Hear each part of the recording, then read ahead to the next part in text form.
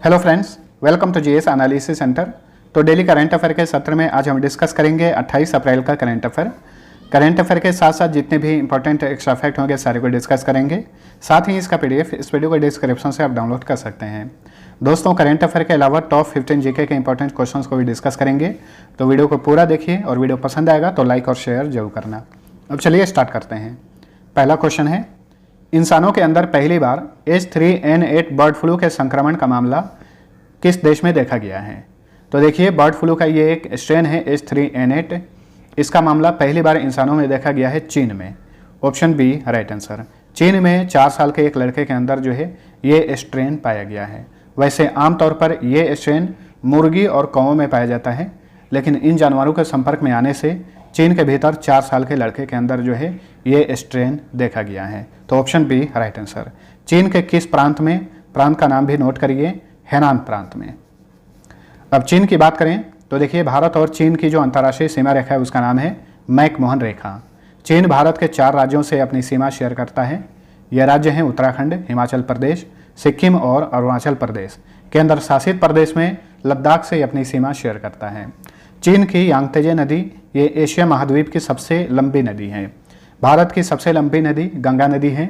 Europe की सबसे लंबी नदी वोल्गा नदी है और विश्व की सबसे लंबी नदी का नाम नील नदी है।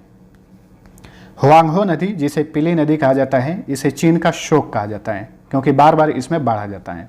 शंघाई सहयोग संगठन और एशियन इंफ्रास्ट्रक्चर इन्वेस्टमेंट बैंक, इन सभी का मुख्यालय चीन के कैपिटल बीजिंग में है। चीन के राष्ट्रपति हैं शी जिनपिंग। यहाँ की संसद का नाम है नेशनल पीपुल्स कांग्रेस और करेंसी है रेनमिनबी। युवान आप लोग नाम सुनते होंगे, युवान रेनमिनबी का यूनिट है।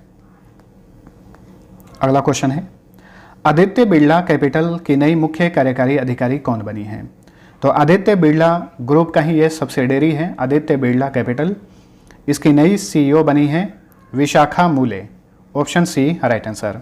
इन्हें अजय श्रीनिवासन के स्थान पर नियुक्त किया गया है। वैसे ये नया पद ग्रहण करेंगी 1 जून 2022 को। आदित्य बिरला ग्रुप की बात करें तो इसकी स्थापना की गई थी 1857 में। संस्थापक थे GD बिरला। मुख्यालय मुंबई में है। वर्तमान में आदित्य बिरला ग्रुप के चेयरमैन हैं कुमार मंगलम बिरला और सीईओ हैं संतृप्त मिश्रा। अब देखिए, हाल ही फिलहाल में जो भी नई नई महिलाओं की नियुक्ति की गई है ये इंपॉर्टेंट है, इन्हें याद रखिएगा। भारतीय प्रतिभूति और विनिमय बोर्ड की पहली महिला अध्यक्ष बनी है माधवी पुरी बुच। आइकिया इंडिया, जो कि एक फर्नीचर कंपनी है, इसकी पहली महिला सीईओ बनी है सुजैन पुलवरर। ONGC oil natural gas corporation की प्रथम महिला चेयरमैन और मैनेजिंग डायरेक्टर बनी है अलका मित्तल। भारतीय पर्वतारोहण फाउंडेशन की पहली महिला अध्यक्ष बनी है हर्षवंती बिष्ट। भारतीय प्राणी सर्वेक्षण यानी जियोलॉजिकल सर्वे ऑफ इंडिया की पहली महिला डायरेक्टर बनी है Dhriti Banerjee. Steel authority of India limited की प्रथम महिला चेयरमैन है Soma Mondal. National council of applied economic research की पहली महिला डायरेक्टर जनरल बनी है पूनम गुप्ता। चलिए अगला क्वेश्चन है, किस देश के पूर्व राष्ट्रपति मावाई किबाकी का हाल ही में 90 वर्ष की आयु में निधन हो गया? तो मावाई किबाकी ये केन्या के पूर्व राष्ट्रपति थे। 2002 से लेकर 2013 तक ये केन्या के राष्ट्रपति रहे थे। हाल ही में इनका 90 साल की उम्र में निधन हो गया। तो ऑप्शन ए सही उत्तर है। केन्या एक अफ्रीकी देश है, इसकी कैपिटल है नैरोबी। नैरोबी में एक संगठन का मुख्यालय भी है, UNEP United nation environment Programme का मुख्यालय नैरोबी में है। वर्तमान में केन्या के राष्ट्रपति हैं उहुरु केन्याटा। यहाँ की करेंसी है शिल्लिंग। यहाँ की राष्ट्रीय भाषा है स्वाहिली। नेक्स्ट, प्रसिद्ध टेनिस खिलाड़ी आंद्रे रुब्लेव ने किसको पराजित कर सर्बिया ओपन 2022 का खिताब जीत लिया है? तो देखिए, सर्बिया ओपन जो है ये एक टेनिस टूर्नामेंट है। इसका खिताब जीते हैं रूस के आंद्रे रुब्लेव। इन्होंने किसको हराया? नोवाक जोकोविच को हराया। नोवाक जोकोविच जो कि दुनिया के नंबर 1 पुरुष टेनिस खिलाड़ी हैं, इनको हराकर आंद्रे रुब्लेव ने 2022 का सर्बिया ओपन जीत लिया है। नोवाक जोकोविच ये सर्बिया के रहने वाले हैं। देखिए, सर्बिया ओपन जो टेनिस टूर्नामेंट है ये पुरुषों का टूर्नामेंट है। पुरुष एकल वर्ग और पुरुष युगल वर्ग में इसका आयोजन किया जाता है। पुरुष एकल वर्ग में ये खिताब जीते हैं रूस के आंद्रे रूबलेव। वहीं पुरुष युगल वर्ग में ये खिताब गोंजालो एस्कोबार और एरियल बेहर की जोड़ी ने जीता है। इसमें गोंजालो एस्कोबार इक्वाडोर के रहने वाले हैं और एरियल बेहर ये उरुग्वे के रहने वाले हैं। उरुग्वे का नाम सुनते ही एक बात ध्यान में रखिएगा, पहली बार फीफा विश्व कप का आयोजन 1930 में उरुग्वे में किया गया था और विजेता बना था उरुग्वे। सर्बिया की बात करें तो इसकी राजधानी है बेलग्रेड। यहाँ के राष्ट्रपति हैं एलेक्जेंडर वुसिच, प्रधानमंत्री हैं एन्ना बर्नाबिक और करेंसी है सर्बियन दिनार। अगला क्वेश्चन है, मीडिया और प्रसारण के क्षेत्र में सहयोग के लिए हाल ही में भारत ने निम्न में से किस देश के साथ समझौता ज्ञापन पर हस्ताक्षर किया है? तो देखिए, मीडिया और प्रसारण के क्षेत्र में हाल ही में भारत ने अर्जेंटीना, जो कि साउथ अमेरिकन कंट्री है, अर्जेंटीना के साथ समझौता किया है। यानी अब भारतीय कार्यक्रमों का प्रसारण जो है अर्जेंटीना में और वहाँ के कार्यक्रमों का प्रसारण भारत में देखा जा सकता है। देखिए, हाल ही में इस तरह का एक समझौता भारत और ऑस्ट्रेलिया के बीच में भी किया गया था, इसे भी नोट करिएगा। और हाल ही में भारत और अर्जेंटीना के बीच में मीडिया और प्रसारण के क्षेत्र में एक समझौता ज्ञापन पर हस्ताक्षर किया गया है। प्रसार भारती के मुख्य कार्यकारी अधिकारी हैं शशि शेखर वेम्पति और रेडियो टेलीविजन अर्जेंटीना के अध्यक्ष हैं रोसारियो लुफ्राने। इन दोनों ने इस समझौता ज्ञापन पर हस्ताक्षर किए। अर्जेंटीना की राजधानी है ब्यूनस आयर्स। यहाँ के राष्ट्रपति हैं अल्बर्टो फर्नांडिस। करेंसी है पेसो। पेसो मुद्रा और भी देशों में चलती है, जैसे कि Philippines, Chile, Colombia, Dominican Republic, Cuba और मेक्सिको।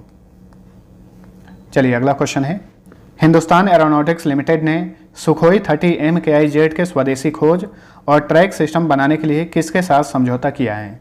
देखिए, सुखोई 30 MKI जो लड़ाकू जेट है, इसे रूस से खरीदा गया है। यह भारत के प्रमुख लड़ाकू जेट में से एक है। तो हाल ही में इस जेट के स्वदेशी खोज और ट्रैक सिस्टम बनाने के लिए हिंदुस्तान एरोनॉटिक्स लिमिटेड ने भारत इलेक्ट्रॉनिक्स लिमिटेड के साथ समझौता किया है। भारत इलेक्ट्रॉनिक्स लिमिटेड, इसे शॉर्ट फॉर्म में बेल बोलते हैं। एक भेल कंपनी है, लेकिन ये है बेल, भारत इलेक्ट्रॉनिक्स लिमिटेड। ठीक है। हिंदुस्तान एरोनॉटिक्स लिमिटेड की बात करें तो इसने हाल ही में इजराइल की एक कंपनी इजराइल एरोस्पेस इंडस्ट्रीज के साथ भी एक समझौता किया है। किस लिए? भारतीय नागरिक यात्री विमानों को मल्टी मिशन टैंकर ट्रांसपोर्ट विमान में बदलने के लिए। हिंदुस्तान एरोनॉटिक्स लिमिटेड की स्थापना 23 दिसंबर 1940 को की गई थी। मुख्यालय बेंगलुरु में है। चेयरमैन और मैनेजिंग डायरेक्टर हैं R Madhavan. Bharat Electronics Limited की बात करें तो इसकी स्थापना की गई थी 1954 में। इसका भी मुख्यालय बेंगलुरु में है। चेयरमैन और मैनेजिंग डायरेक्टर हैं आनंदी राम लिंगम। देखिए, बेंगलुरु को भारत का सिलिकॉन वैली कहा जाता है। ये कर्नाटक की कैपिटल है। यहीं पर इसरो का मुख्यालय है। साथ साथ में 2 प्रमुख IT कंपनियां विप्रो और इन्फोसिस का भी मुख्यालय है। चलिए अगला क्वेश्चन है, किस केंद्रीय मंत्रालय ने भारत की एक नई कूटनीतिक platform trilateral development corporation launch किया है? तो देखिए, केंद्रीय विदेश मंत्रालय ने TDC को लॉन्च किया है। यह भारत की एक नई कूटनीतिक प्लेटफॉर्म है। TDC का फुल फॉर्म याद रखिए, ट्राइलेटरल डेवलपमेंट कॉरपोरेशन। ठीक है। केंद्रीय विदेश मंत्री हैं S जयशंकर। केंद्रीय गृह मंत्री हैं अमित शाह। केंद्रीय सहकारिता मंत्रालय भी अमित शाह के पास है। केंद्रीय वाणिज्य और उद्योग मंत्री हैं पीयूष गोयल। अब देखिए, ट्राइलेटरल डेवलपमेंट कॉरपोरेशन को क्यों लॉन्च किया गया है, इसके बारे में जान लीजिए। तो इस प्लेटफॉर्म का उद्देश्य हिंद प्रशांत क्षेत्र और अन्य क्षेत्रों में निवेश के लिए सार्वजनिक और निजी क्षेत्रों को आकर्षित करना है। भारत ने ट्राइलेटरल डेवलपमेंट कॉरपोरेशन को चीन की बेल्ट एंड रोड इनिशिएटिव के एक विकल्प के रूप में लॉन्च किया है। चीन का जो बेल्ट एंड रोड इनिशिएटिव है, इसे 2013 में शुरू किया गया था और इसी इनिशिएटिव के तहत जो है चीन यूरोप और एशिया में सड़क के माध्यम से व्यापार के लिए जुड़ना चाहता है। चलिए अगला क्वेश्चन है, सिप्री डेटा के अनुसार 2021 में वैश्विक सैन्य खर्च के मामले में भारत का रैंक कौन सा है? तो देखिए, सिप्री ने हाल ही में एक डेटा जारी किया है। इस डेटा के अनुसार 2021 में सैन्य खर्च के मामले में भारत जो है 3रे स्थान पर है। ऑप्शन ए सही उत्तर है। यानी सैन्य खर्च के मामले में जितना भी सैन्य पर खर्च किया जाता है, उस मामले में भारत 3रे स्थान पर है।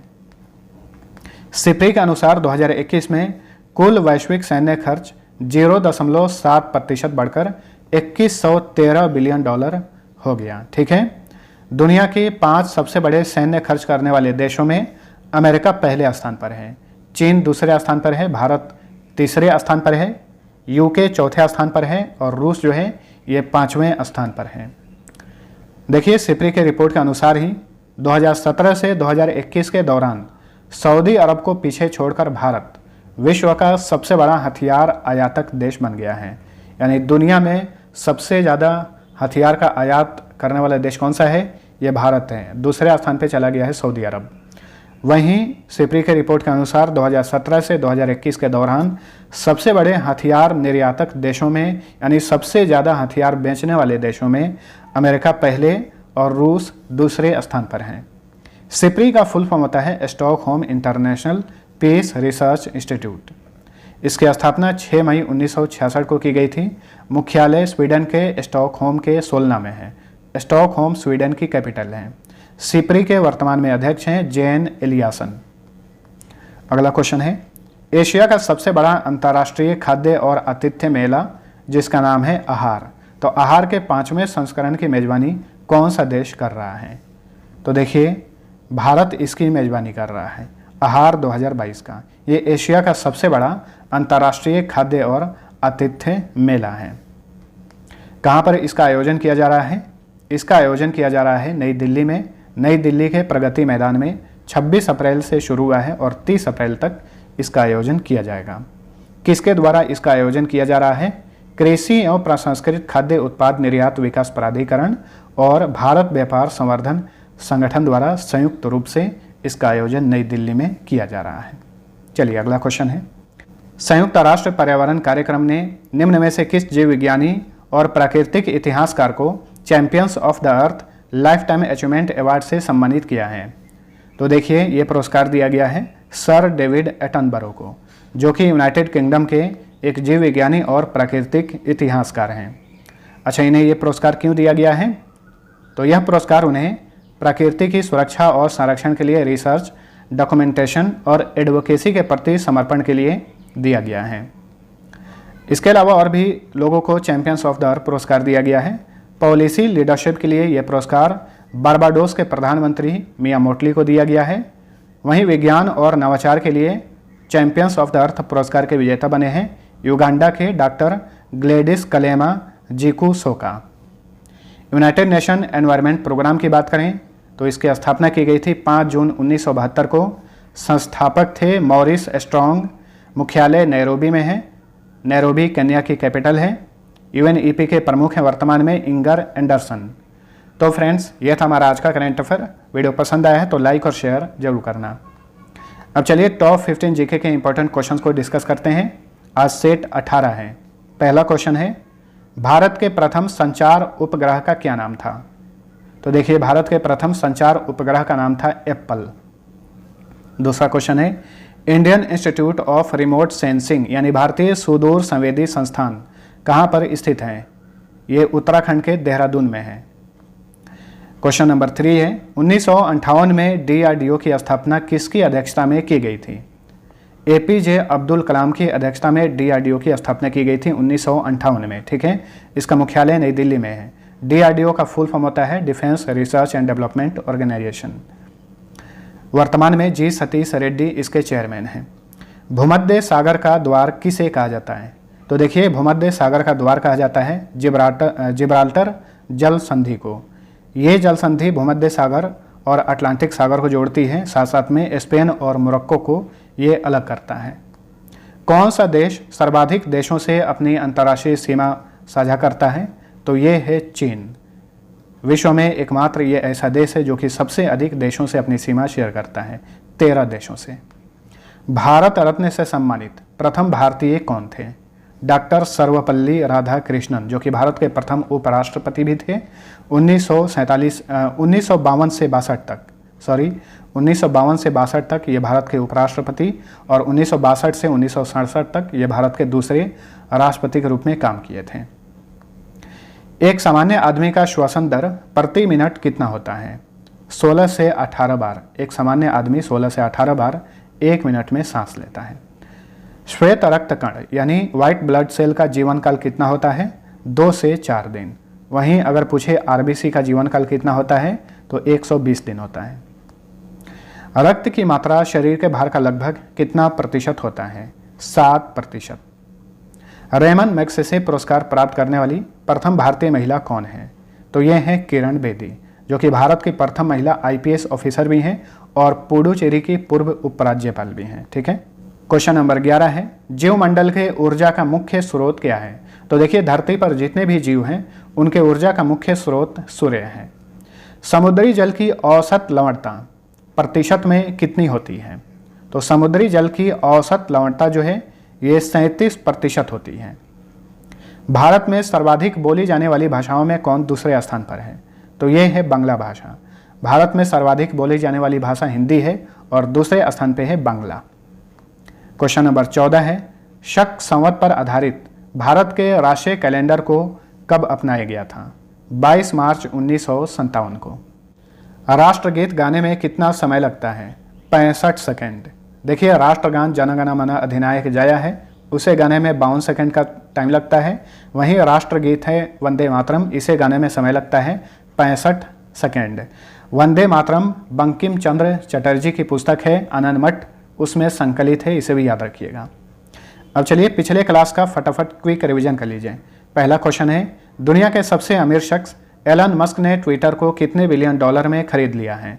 44 बिलियन डॉलर में। वैश्विक बौद्धिक संपदा दिवस 2022 का विषय क्या है? हर साल 26 अप्रैल को यह दिवस मनाया जाता है। 2022 का थीम है IP and youth innovating for a better future. उपराष्ट्रपति वेंकैया नायडू ने हाल ही में किस शहर में खेलो इंडिया यूनिवर्सिटी गेम्स के दूसरे संस्करण का उद्घाटन किया? बेंगलुरु में। इमैनुअल मैक्रों किस देश के लगातार दूसरी बार राष्ट्रपति बने हैं? फ्रांस के। 6 राज्यों के गवर्नर रहे किस कांग्रेसी वरिष्ठ नेता का हाल ही में निधन हो गया? के शंकर नारायण, ये केरल से बिलोंग करते थे। विश्व की सबसे बुजुर्ग व्यक्ति जिनका हाल ही में 119 साल की उम्र में निधन हो गया, इनका नाम क्या है? केन तानाका, जो कि जापान की रहने वाली थी। Drugs controller general of India ने हाल ही में कितने वर्ष के आयु के बच्चों के लिए कोविड वैक्सीन कोवैक्सीन की आपातकालीन इस्तेमाल की मंजूरी दी है? 6 से 12 वर्ष। हाल ही में मुख्यमंत्री नवीन पटनायक द्वारा लॉन्च पुस्तक पूर्वी भारत का सिख इतिहास के लेखक कौन है? अविनाश मोहापात्रा।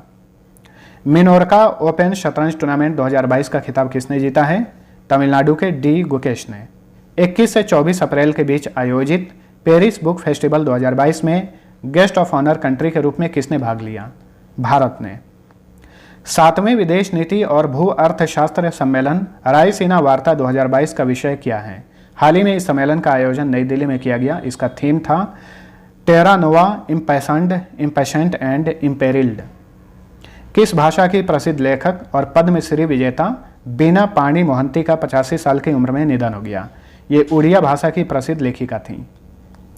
अब चलिए पिछले क्विज का सही उत्तर जानिए। पहला क्वेश्चन था, सौर मंडल का सबसे भारी ग्रह कौन सा है? तो देखिए, सौर मंडल का सबसे बड़ा और सबसे भारी ग्रह है जुपिटर यानी बृहस्पति। दूसरा क्वेश्चन था, भारत की सबसे बड़ी जनजाति कौन सी है? इसका सही उत्तर था ऑप्शन नंबर सी, गोंड। ठीक है, भारत की ये सबसे बड़ी जनजाति है। और सबसे अधिक गोंड जनजाति किस राज्य में पाई जाती है? मध्य प्रदेश में। अब चलिए आज का पहला क्वेश्चन है, सौर मंडल का सबसे ठंडा ग्रह कौन सा है? दूसरा क्वेश्चन है, तालीकोटा का युद्ध कब हुआ था? दोनों क्वेश्चन का आंसर नीचे कमेंट करके बताइए। मिलते हैं अगले वीडियो में, तब तक के लिए टेक केयर।